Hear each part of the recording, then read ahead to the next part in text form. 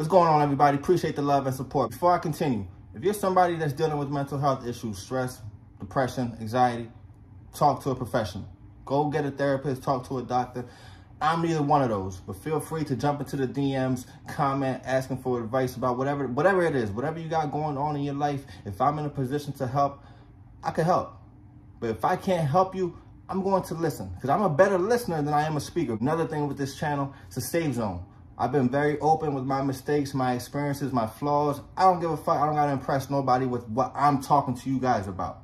And that's the stigma that we got to get rid of trying to be tough and macho. Life is fucking hard, but you cannot do it by yourself. Talk to somebody. Let's go. I was kind of hesitant even talking about this situation just because of how personal it kind of is for people back home and things like that. But it's a very severe case of just, we can't just talk about shit when shit happens. The conversations can't just start after a tragedy happens. It's gotta be, we gotta keep talking about this shit. We gotta keep reminding each other, like, look, that shit is real. Life is fucking hard. People do hurt themselves. People do hang themselves. People do shoot themselves. People go to the casinos. They jump off the fucking building. That shit is fucking real. So to ignore the problems and to just talk about it after the fact, we gotta stop that shit. We see it with people that we know. We see it with celebrities, that a celebrity can have a fucking drug problem for 20 years, and like we see it all the time. And then after they die, oh my God, I wish I knew. Motherfucker was smoking crack 20 years right in front of you. You didn't give a fuck. Now you gotta stop doing that shit. So there was a guy I went to high school with. Freshman football, we played football together, had mutual friends, no regular high school shit. After graduation, like a lot of people, you know, we went our own separate ways. I applied to Atlantic City. When I applied to Atlantic City, you know, you get the orientation, the pre-employment PT test, you pass all that. That's when I found out I was actually hired and moving on to the academy. We had another orientation that was only for the recruits. I walk into the room and I see the same motherfucker I went to high school with. I haven't seen this dude in years. Like damn near 7 or 8 years or some shit like that. So I'm like, bro, what the fuck? What you doing here? And he's just kind of like, if you know him, he's happy to see you. Good to see you. Like, you know, I'm just trying to figure it out. I'm like, that shit, me too.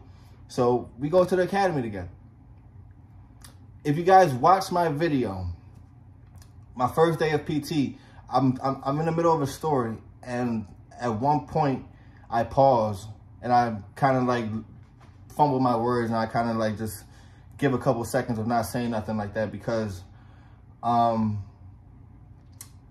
it hit me while I was telling that story that that person is no longer with us. I got like 4 dudes in my car, and they were off with like all 4, and God bless one of them. God bless one of them, man. Just one day.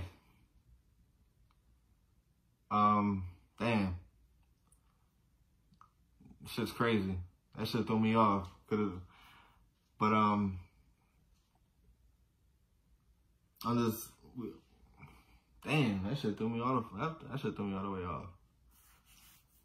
I'm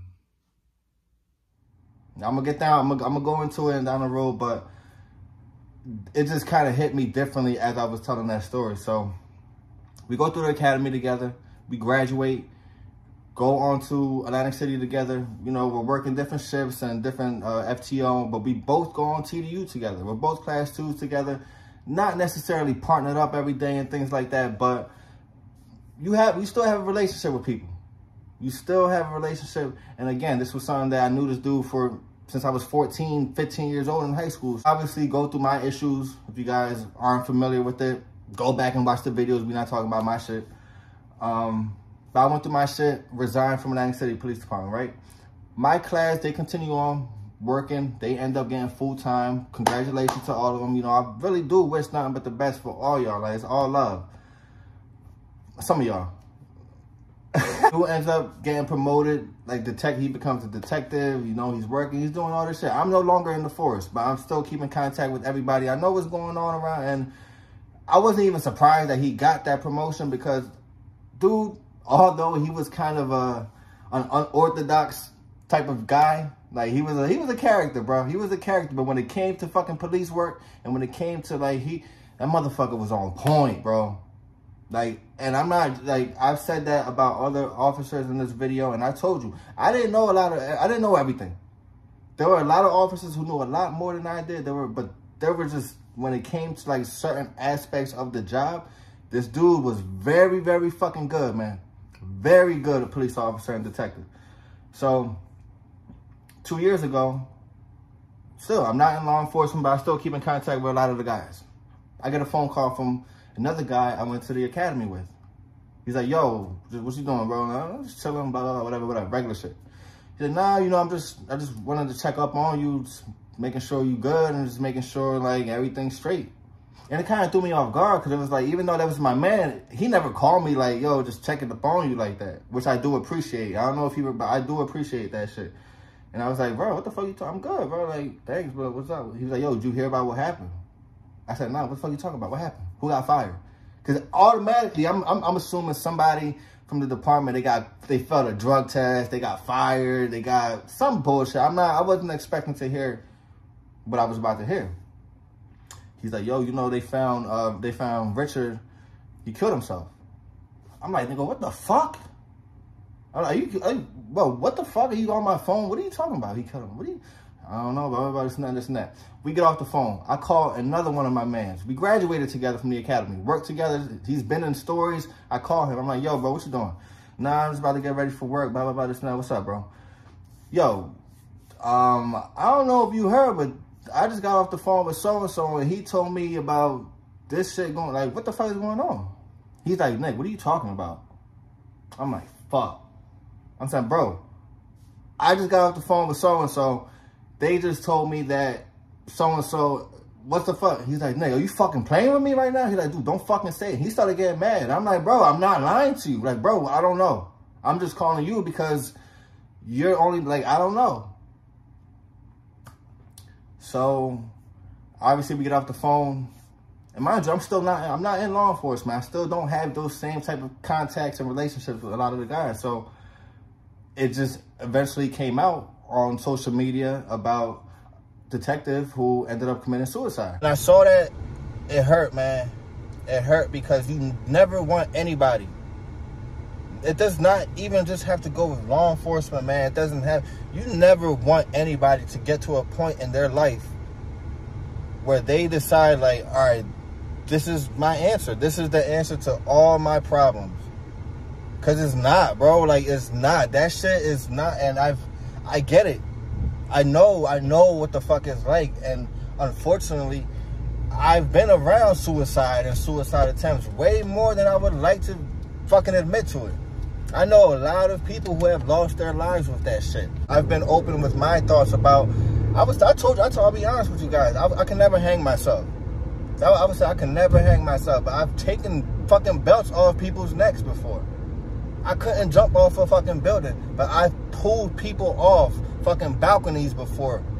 You don't know how many times when I was working, and I'm not even talking about on call, on duty type shit. I'm talking about just real life shit. You don't know how many times I could be on call and somebody's sending me emails talking about, yeah, I'm about to hurt myself. I'm going to do this. I'm going to jump off. And I'm running to the crib just to making sure shit was good. People don't know the shit like that, man. Shit, I've told you, I'm going to get a bottle. I'm going to drive this motherfucking car. That was always my way to go. It's like, bro, it's sad, man. That's fucking sad for anybody to really get to that point. And I've read articles. I've read like suicide attempt victims, like people who like the attempt didn't work, who they regretted fucking even trying to make it happen. Whether it was like the fucking the coat rack broke off or whatever, like when they started breathing again, it was like they just broke down in tears. It was like, can't fucking imagine that they thought at that point in time that was going to be the answer. But for a lot of people, that's fucking real, because they don't have the proper support. They don't get the proper love. They're not told what they really need to hear. We don't need yes men. We don't need yes women around us. We need people that tell us, like, yo, you're fucking up. You need to get this shit right together. I love you. I'm still going to support you. But you gotta do this shit. And that's the reality of that shit, man. It's hard. It's difficult. That shit is real. It's like I've said, I wish that the people that I've known, however way they went out, I wish that they could have figured something out the moments before that shit happened, because it was like, bro, it's not worth it. That shit's not worth it. Life could be fucking beautiful. It's sad, man. It's sad. And we gotta talk about this shit. Like I said earlier, not only when bad shit happens, when tragedies happen, we don't need that whole, oh my God, fuck all that shit, man. Even if you don't even expect your band to be going through some bullshit, just bro, yo, bro, you good? Just checking up on you guys. I just want to make sure everybody's in a good space right now. You good? Well, yeah, let's go. We're going to keep this shit going because life is fucking good. Life is beautiful and we're young as fuck. And we about to go get some money. We're about to travel and we're about to enjoy it. That's how you got, like, you know what I mean? Like, it's life, man. It's life. One thing that keeps me motivated and it's kind of strange about this, is I don't want to allow people to have a narrative about me or to give me that fake love after I'm gone, because I've seen it so many times. I've seen it with people who have committed suicide or people who have just, you know, lost their lives. Celebrities, people do that shit where it's just kind of like, I was never going to give somebody the opportunity to go and hug my mother at a funeral, talking about, yeah, we love Nick, that was our best friend, you know, we saw him doing New Reason, we wish that he really got a chance to blah, blah, blah. In fact, they didn't give a fuck about me for 3-4 years. They didn't support a fucking thing that I was doing, but people were going to take the opportunity to take a fucking picture at my funeral, hug my mom, like, sorry, Miss Rivera, we love you, if you need anything. Now, fuck all that shit, man. I'm not doing that shit. You go disrespect your own family. Go disrespect somebody else. I'm never going to allow nobody to do that shit to my family. And that's something that I really keep in the back of my mind, where I tell myself, like, look, life is going to get hard, but Nick, if something happens to you, these suckers are going to be out here running, talking about that they love New Reason. But they don't love New Reason, baby. They don't love it. They just love the attention. They just love how it makes them look. But we're not stopping. We're not stopping. And if you got real issues, don't stop either. We got to keep this shit going, man. You really got to believe in yourself, bet on yourself. Step out from that negative situation, whatever it is, that job, the relationship, whatever you got going on, man, take a step back. The only shit you're going to be doing, it's going to hurt. I promise you, it's going to struggle. You're going to struggle for a minute. But you're going to be alive. Please get help. Please talk to somebody. Richard, rest in peace. I'm going to be another quick story about that. I'm going to be honest, because this is another thing that people don't know. One of the last conversations I had with that man, it wasn't a positive, pleasant one.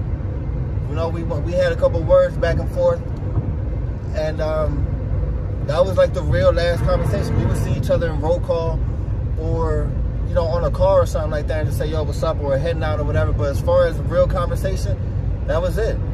Because a couple months after that conversation, I had to resign, and everybody moved on with their lives. So please, man, please, yo, for real, just enjoy life. Talk to somebody. This shit is real. Let's stop waiting for tragedy to happen. I know those deadline numbers, the 1-800 cop for cop. If you're a cop, just talk to a police officer. No, I think you should talk to somebody that has nothing to do with law enforcement, so you don't have that bias. But just please make sure you guys talk to somebody. Blessings to everybody.